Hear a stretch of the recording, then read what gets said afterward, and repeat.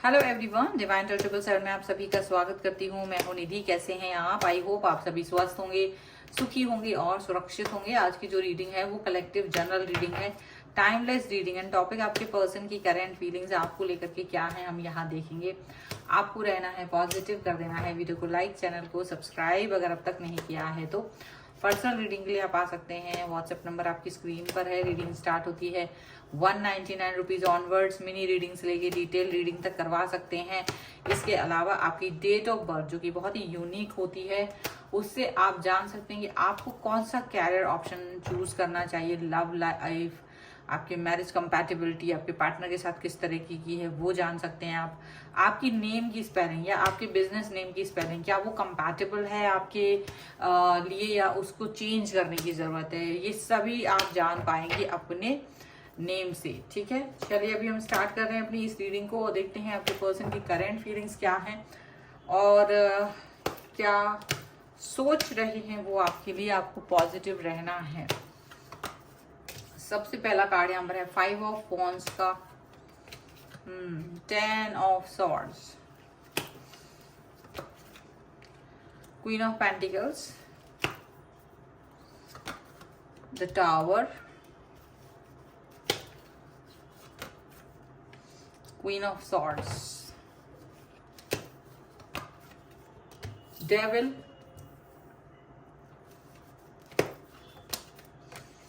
4 of cups, justice, यहाँ पर है night of wands, page of cups का कार्ड यहाँ पर है। तो सबसे पहले हम इनकी राशियों की अगर बात करेंगे तो यहाँ पर चारों एलिमेंट्स हैं, 12 ही राशियां, सभी राशियों के लोग हैं। 8 ऑफ कप्स का कार्ड है, 6 ऑफ पेंटिकल का कार्ड है एंड द मून का कार्ड है। ऐसा लग रहा है कि आपके ये जो पर्सन है वो डेफिनेटली अभी इस समय पर एक इमोशनल फील कर रहे हैं, दुखी फील कर रहे हैं, सैड फील कर रहे हैं और काफी ज्यादा दुखी फील कर रहे हैं। आपसे डिस्टेंस में चले गए हैं, दूर चले गए हैं, दूरी बना ली है। ठीक है, दूरी तो बना ली है। उसका रीजन एक तरफा प्यार था, लेकिन ये एक तरफा प्यार कौन दे रहा था? आप दे रहे थे शायद, ऐसा लग रहा है। आपकी तरफ से एक तरफा प्यार था इनको एक तरफ से हर तरह की एड, मदद, प्यार, हर कुछ इनको दे रहे थे आप। लेकिन फिर अगर आप प्यार कर रहे थे तो ये क्यों भाग रहे हैं, ये क्यों दुखी हैं? फिलहाल तो ये है। चलिए आगे देखते हैं यहाँ पर क्या ऐसा है। ऐसा क्या है कि ये दुखी हैं? आप प्यार करते थे, आप एक तरफा प्यार कर रहे थे और दुखी ये हो रहे हैं, डिस्टेंस ये मेंटेन कर रहे हैं।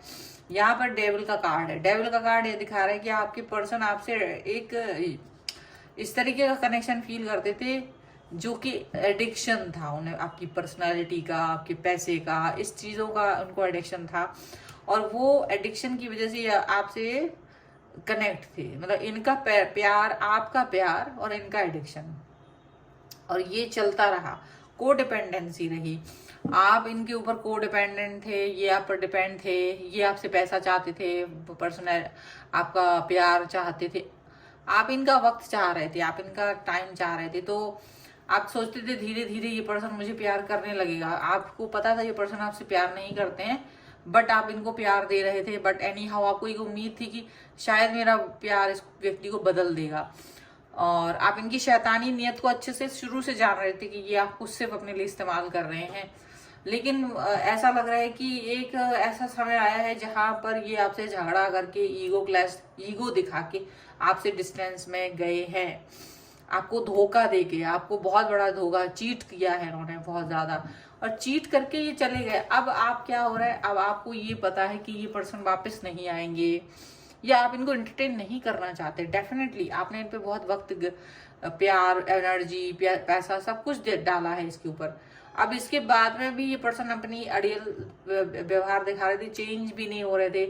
तो आपने यहाँ पर ऐसा दिख रहा है कि आप इनकी तरफ नहीं जा रहे हो, ये आपको मनाने की कोशिश कर रहे थे, या तो कोई रीजन हो गया आप दोनों के बीच में जिसकी वजह से ये पर्सन आपसे एक डिस्टेंस में जाने की एक झूठी धमकी दे रहे थे। और आप जो है सोचते थे कि चलो ठीक है कोई बात नहीं, अगर आपको जाना है तो आप जा सकते हो, ऐसा आपको फील होने लगा था कि ठीक है आप बार बार धमकी दे रहे हो, इससे अच्छा आप चले जाओ। तो ये जो आपको धमकी दे रहे थे, चले गए, बार बार जा रहे थे, आ रहे थे, in out in out in out बहुत किया इन्होंने, बार बार मैसेज करते, बार बार फिर आपको ब्लॉक कर देते, कुछ तो ऐसी सिचुएशन इन्होंने की है आपके साथ में। फिर आप जब इनके साथ आपने आपने अपने आप को, जैसे आप इनके बगैर एक समय थे कि रह नहीं सकते थे, और ये आपको वैसे ही देखना चाहते थे कि आपसे सारी चीजें ले रहे थे और आप इनके बगैर रह नहीं सकते, मतलब ये आपको देखना चाहते थे कि आप इन पर डिपेंड रहो, आप इन पर, इनके आगे पीछे घूमते रहो, अपने हाथ पैर जोड़ते रहो, जो कि आपने बहुत समय तक किया भी। बट एक समय आया जब आपको रियलाइज हुआ कि आपका कुछ भी करना सब बेकार है, व्यर्थ है, बेकार की चीजें हैं, तो फिर आप अपने आप को समेट के एक जगह खड़े हो गए कि भाई बेकार है, इस व्यक्ति से ज्यादा कुछ करने की जरूरत नहीं है, कनेक्ट होने की जरूरत नहीं है। और जब आपने ऐसा सोच लिया, आपने आपको सेल्फ लव और जस्टिस दे दिया अपने आप को, खुद को, तब ये पर्सन को ये समझ में आया कि आपको धोखा देने से इनको कोई फायदा नहीं हुआ, बल्कि आपने ही इनको टावर मूवमेंट दे दिया। फिर भी ये पर्सन बार बार आपकी तरफ आते, आपसे एक एक चीज छीनते, बोल बोल के छीन रहे थे कि अब हमारे बीच प्यार नहीं है, अब हमारे बीच कोई कनेक्शन नहीं है। फिर आते, फिर ताकि आप रोएं, गिड़गिड़ाएं, लेकिन आपने एक भी बार ना रोए ना गिड़गिड़ाए। जब वो आपसे एक बोले कि अब हमारे बीच में कोई रिलेशन नहीं है, हम बस फ्रेंड्स हैं, तब आप नहीं रोए। फिर जब इन्होंने शायद आपको ये बोला कि अब मैं आपके साथ में कम बात कर सकूंगी या कम बात कर सकूंगा, और ये जो भी है, फिर भी आपसे हेल्प मांगते रहे और आप इनकी हेल्प तब भी करते रहे, ये भी याद रखो। फिर इन्होंने वापस से आपको कम कम बात करना, कम कम टाइम देना शुरू कर दिया, ताकि आप इनके सामने गुड़गुड़ाओ, माफिया मांगो, इनको वापस पाने की कोशिश करो। लेकिन उस दौरान आपने ये सब नहीं किया, आप अपने आप को स्ट्रांग बनाने में ही जुट गए। आप अपने आप पर वर्क करने लगे, आप अपने सेल्फ लव, आप अपने फोकस, अपनी लाइफ, अपने कैरियर, उस पर वर्क करने लगे, क्योंकि आपको लगा ये तो लाइफ से जाने वाला है, ये पर्सन तो चला जाएगा, और आप इस पर वर्क नहीं करना चाह रहे थे, क्योंकि इनका कोई निश्चित समय अवधि है जहां पर ये या तो शादी करने वाले हैं किसी और व्यक्ति के साथ में, या इनका कोई ऐसा है कि ये बाहर जाने वाले, कुछ तो ऐसा है, कोई डेट है जिस पर ये, इन्होंने पहले ही बोल दिया कि फला फला डेट तक हम साथ बात हैं, उसके बाद में मैं तुमसे और भी कम बात और मैसेज कर पाऊंगी या कर पाऊंगा।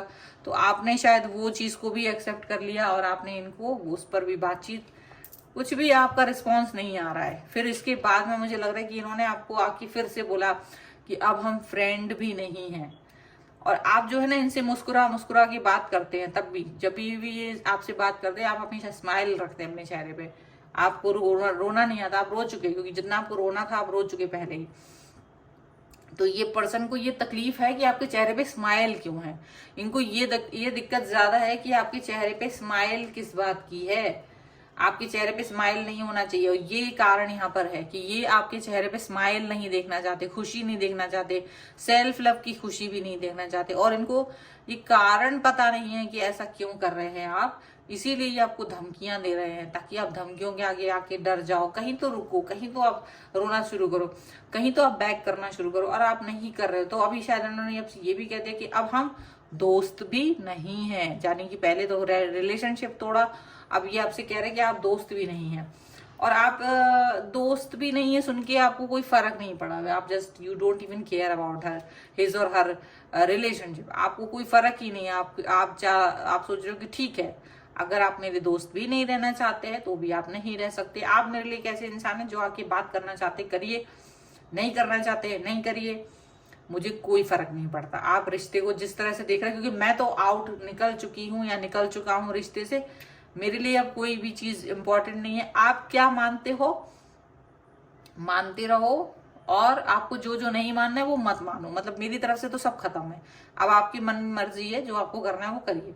तो ये जो है पर्सन आपको मतलब तोड़ने का अंतिम प्रयास तक कर चुके हैं, आपको तोड़ने का ये आखिरी कोशिश थी, जहां पर सॉरी जहां पर ये पर्सन आपको ये बताना चाहते कि भाई हम तुम्हारे दोस्त भी नहीं है, तो तुम्हें मतलब ताकि तुम रोने लगो। लेकिन आप इतना स्ट्रांग है, आप अपने आप को पॉजिटिव बना के रखे हुए हो कि आप इन सब बातों से रोने वाले नहीं हो। आपने कहा कि मुझे रोने की जरूरत नहीं है, तुम जैसा इंसान मुझे चाहिए भी नहीं, और तुम जाना चाहते हो तुम जा सकते हो, तुम्हें बात करनी है तुम कर सकते हो, बट अब वापस से तुम्हें वह जगह नहीं मिलेगी जो हमने कभी पहले दी थी आपको, ठीक है। और देखते हैं और क्या निकल के आ रहा है। तो इनका जो मेन है ना टावर मूवमेंट, देखो 2 बार आ गया है tower movement. 9 of swords, 2 of swords, 2 of wands, 10 of cups, यहाँ पर है 3 ऑफ कप्स का card, 10 of pentacles, 6 of swords and king of pentacles का कार्ड है।